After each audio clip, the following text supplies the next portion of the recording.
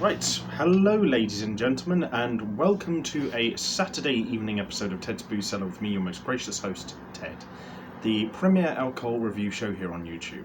It is 5 PM on the 18th of September 2021. Hope you're all doing well, and if you're not, then I hope things improve very soon. I'd like to dedicate this episode to a few very good and close people to me.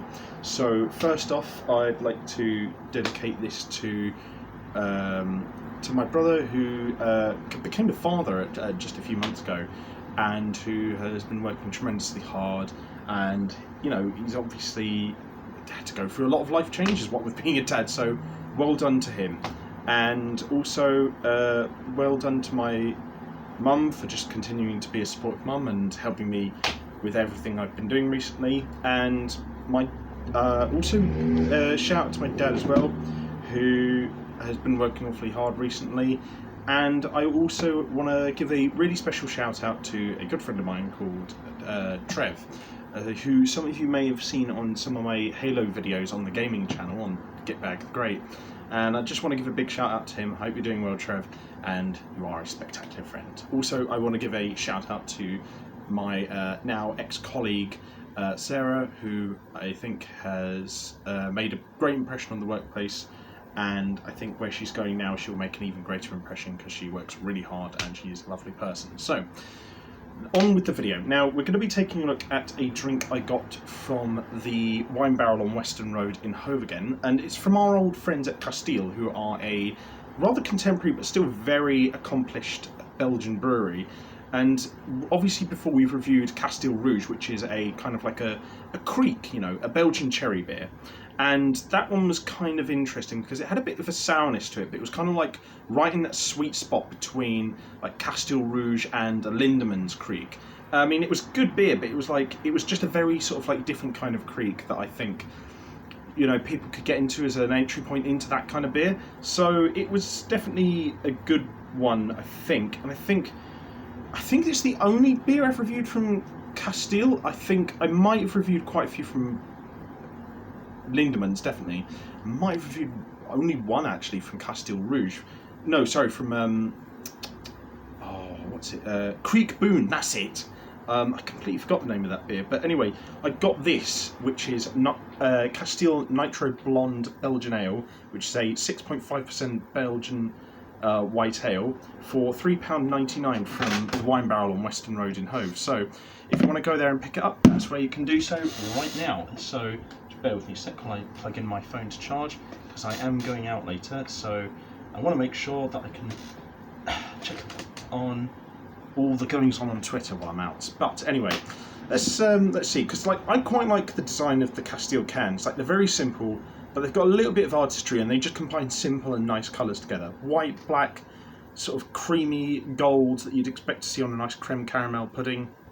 Simple but nice. Could do with a bit more striking artwork, but beggars can't be choosers, so I'll give it a 7 out of 10. It's a handsome can, it's just not particularly... Oh god, I think I left this at the back of the fridge. Oh Jesus. Oh no. Oh dear. Oh god. Good god, what the hell? How long did I leave this at the back of the fridge? Oh, it was probably about a week, so it's like, it's probably gotten super chilled and like fizzed up now, but... Actually, you know what? The mention of vanilla when I was looking at the design of the can probably isn't too far off, because there's a kind of... It smells like your standard Belgian white ale, white beer, but there's almost like a strange little vanilla-y after smell to it. There's a weird tint of gloopiness to it as well, which I'm not a massive fan of, but I don't know. It doesn't smell bad though. It smells like a nice light hazy white beer with a good bit of vanilla. So yeah, I'm interested to see what this is like. The smell doesn't overstay itself, so I'll give it a good 7.5 out of 10. But before we taste it, give ourselves a quick palate cleanser of water.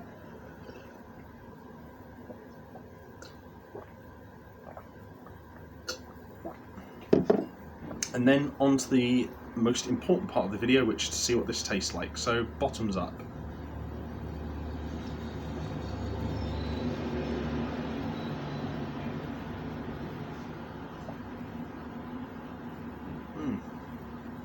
Okay. It's just kind of okay, which is a bit weird because maybe I'm a little bit biased towards Belgian white beers, but this is just kind of alright. It's not particularly bad. It's not particularly great either. It's just kind of in the middle of the road.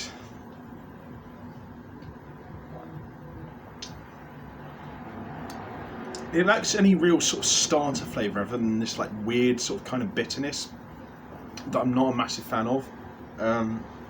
It's kind of like this sort of rooty bitterness that kind of doesn't really fit well with like the image of a Belgian white beer. And I don't know if maybe they're kind of like going for a bit more of a craft feel, but then you get this sort of like weird juiciness in the middle, and then this slightly vanilla-y through line, and then it kind of sort of peters out towards the end, and you get quite a nice finish. But generally speaking, this is one of the weaker Belgian white beers I've had in my past, to be quite honest, and I feel really bad about that, because the Kriek I got from these guys, Kasteel Rouge, that was actually pretty solid. Like, it was generally pretty good. It wasn't quite as good as, say, like Lindemann's Kriek, but it was good. While it isn't bad, it's just very underwhelming, and it's really... I mean, look, if you were looking for an entry point into Belgian white beers, it's not a bad place to start, but you could definitely do better, like going for like a Duvel or a Hoegaarden or something like that. So, or a Vedette. I don't know. It's not bad. It's just, it could be a lot better. So I'll give it a 6 out of 10. It's just it's kind of alright. It's a little bit above average, I think. Probably could even drop down to a 5.5. But yeah, I mean, it's not bad. And if you want to try out some basic Belgian beers, it's probably a good point to start. But again, you could probably do slightly better anyway. So take that as you will. So if you guys like this video and you either agreed or disagreed with my opinion, leave a like, share and subscribe. If you have any agreements or disagreements with the video, or you want to suggest any future alcohol related drinks in the comment section down below, please do so there. And if you want to check out anything else I do online, I'll leave the links to all my social medias and other YouTube channels in the video description down below. But until next time, have fun, stay safe with whatever you're doing, don't do anything I wouldn't do, wash your hands, take care of yourselves, stay alive, and I'll see you guys at the bar next time on Ted's Booze Cellar. Bye bye for now.